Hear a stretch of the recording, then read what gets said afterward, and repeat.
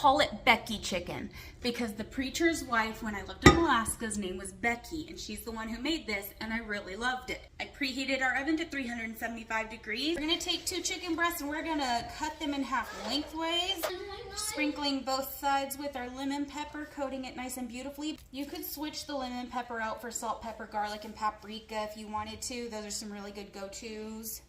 This is what she did, it's what I liked, so what I'm going with. We just wait for the oven to preheat, and then we're gonna put it in our chicken for 20 minutes. Thinly slice up some onion. Heat up a skillet on the stove because we're gonna be cooking bacon. This is still not in the oven yet because once this is getting close to done, we're gonna add the bacon and sauteed or caramelized onions on the top, topped with cheese to let it finish baking.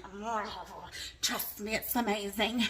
She cooked the bacon in strips, but I find that it's a little easier, especially with the kids, is to cut it up into pieces that are easier that you don't have to worry about cutting into.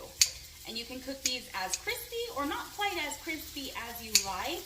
I'm gonna go for something in between not so crispy and pretty crispy. Doing the bacon first because we're gonna be cooking the onions in the bacon grease.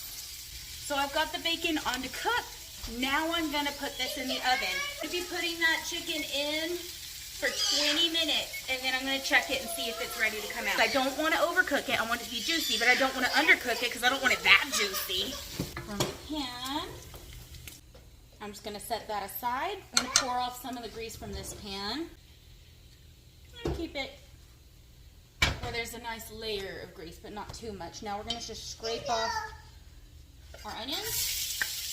I'm going to turn that heat down to about a medium-low, and I'm just going to sit here and cook these for a little while until they're nice and soft.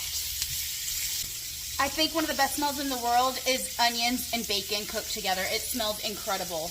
These are done cooking, and now I'm going to check the chicken. It doesn't look special yet. Give it a minute. It's very basic, and maybe it is. That is done. Okay, so now we're going to top it with our onions first. So in this case, put it in for 15 minutes and then check it because I have it perfectly done. Now I'm gonna put bacon on top of those.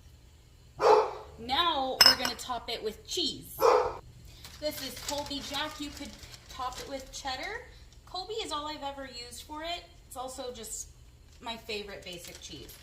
Now we're going to put that back in the oven just long enough to melt the cheese, probably 5 minutes.